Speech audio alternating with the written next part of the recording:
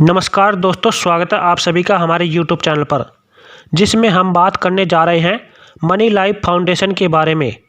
उस फाउंडेशन की जो आप सभी सारा इंडिया की विभिन्न क्रेडिट कोऑपरेटिव सोसाइटी में फंसे पैसों को वापसी दिलाने के लिए सुप्रीम कोर्ट में केस लड़ रही है। जी हाँ दोस्तों, यह सच है और जिसकी सुनवाई 10 जनवरी 2023 को हो भी चुकी है। और इसके परिणाम के बारे में क्या कुछ फैसला आया है, इसके बारे में तो आपको हम इस वीडियो में बताएंगे। साथ में ही यह फाउंडेशन क्या है और आपके भुगतान को लेकर क्यों सुप्रीम कोर्ट में केस लड़ रही है, इसके बारे में भी आगे वीडियो में पूरे विस्तार के साथ बताने वाले हैं। तो आप इस वीडियो को शुरू से लास्ट तक जरूर देखिए और वीडियो को आगे शेयर करना न भूलें, जिससे आप भी इस फाउंडेशन में जुड़कर अपने भुगतान को लेकर सुप्रीम कोर्ट में केस लड़ सकते हैं। क्योंकि इससे पहले 9 जनवरी को भी सुप्रीम कोर्ट में सारा सेबी केस को लेकर सुनवाई हुई थी और जिसमें सेबी को सुप्रीम कोर्ट से राहत मिल चुकी है। लेकिन सारा इंडिया की क्रेडिट सोसाइटी में फंसे पैसों को लेकर कोई भी संगठन हो, सरकार हो या फिर सेबी, कोई भी अभी तक आपकी समस्या को लेकर सुप्रीम कोर्ट तक नहीं पहुंच पाए थे।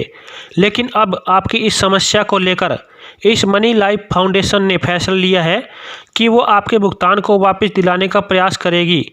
वैसे तो आपने काफ़ी फाउंडेशन के बारे में सुना होगा जो कि काफ़ी नेक कार्य करने में लगी हुई है, और आप में से कोई ना कोई किसी न किसी फाउंडेशन या एनजीओ से ज़रूर जुड़े होंगे। और यदि अभी तक आप नहीं जुड़े हैं तो आप इस मनी लाइफ फाउंडेशन से जुड़ने की पूरी कोशिश करेंगे, क्योंकि इसी एनजीओ ने ही अब सारा की क्रेडिट सोसाइटी में फंसे पैसों को वापस दिलाने का कार्य कर रही है, जिसमें इसकी सुनवाई 10 जनवरी 2023 को सुप्रीम कोर्ट में हो चुकी है। और यह आर्टिकल हमें प्राप्त हुआ है moneylife.in की साइट पर। और यदि आप इसे डिटेल से पढ़ना चाहते हैं तो इसका लिंक मैं आपको नीचे डिस्क्रिप्शन बॉक्स में मिल जाएगा, जिस पर क्लिक करके भी आप इसे डिटेल से पढ़ सकते हैं। और जिसमें बताया गया है, सुप्रीम कोर्ट ने सेबी सहारा को मनी लाइफ फाउंडेशन द्वारा दायर अंतरिम आवेदन का जवाब देने का निर्देश दिया है। यानी सुप्रीम कोर्ट ने मनी लाइफ फाउंडेशन द्वारा लगाई गई 3 याचिका 71,960, 71,965, 71,987 और साथ में ही 2021 के साथ साथ अन्य याचिकाओं का जवाब देने के लिए सेबी और सहारा को आदेश दिया है। और जिसमें ये आवेदन मनी लाइफ फाउंडेशन के द्वारा सहारा की क्रेडिट कोऑपरेटिव सोसाइटी में पीड़ित निवेशकों की ओर से दायर किए गए थे, जिसमें मनी लाइफ फाउंडेशन ने कोर्ट में सहारा की कई क्रेडिट सहकारी समितियों में निवेशकों की दुर्दशा को उजागर किया है। क्योंकि आप सभी जानते हैं इस सोसाइटी में काफ़ी वर्षों से पैसे फंसे हुए हैं, जिसके कारण निवेशकों के क्या हालात हो रहे हैं या क्या होने वाले हैं, और ना जाने अभी तक कितने मांग पत्र सौंपे जा चुके हैं, कितनी आत्महत्याएं हो चुकी है।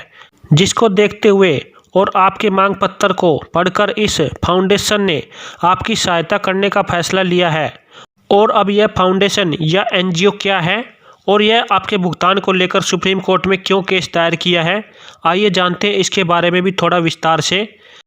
जिसमें मनी लाइफ फाउंडेशन एक गैर लाभकारी संगठन है, जो कि हमें पता किया है कि यह एनजीओ मुंबई में कार्य करती है, जो कि कानूनी सहायता की आवश्यकता के लिए हेल्पलाइन जारी करती है या फिर मार्गदर्शन प्रदान करती है।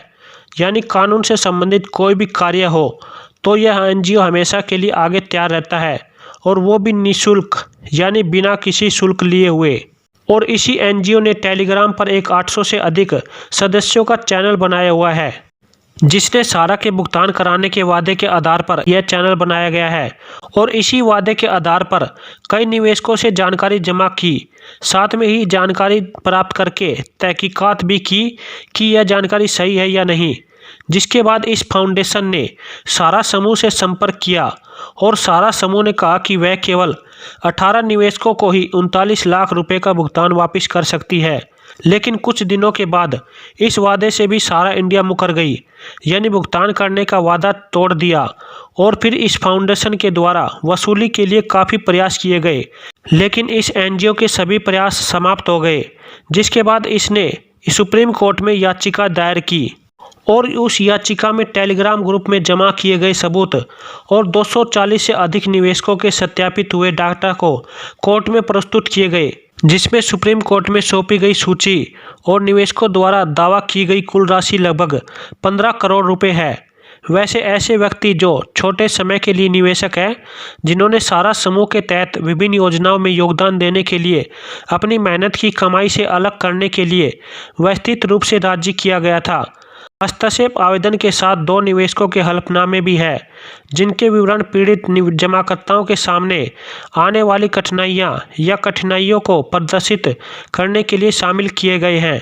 और साथ में इस मनी लाइफ फाउंडेशन ने शीर्ष अदालत से अनुरोध किया है कि सारा समूह से संबंधित सहकारी समितियां के निवेशकों को उनके दावे के सत्यापन के बाद बकाया राशि वापस करने के लिए सेबी को निर्देश दिया जाए। और साथ में ही सभी लंबित अंतरिम आवेदनों के साथ साथ मुख्य अवमानना मामलों को पूरा करने के लिए अगली सुनवाई 18, 19 और 20 अप्रैल 2023 को निर्धारित की गई है।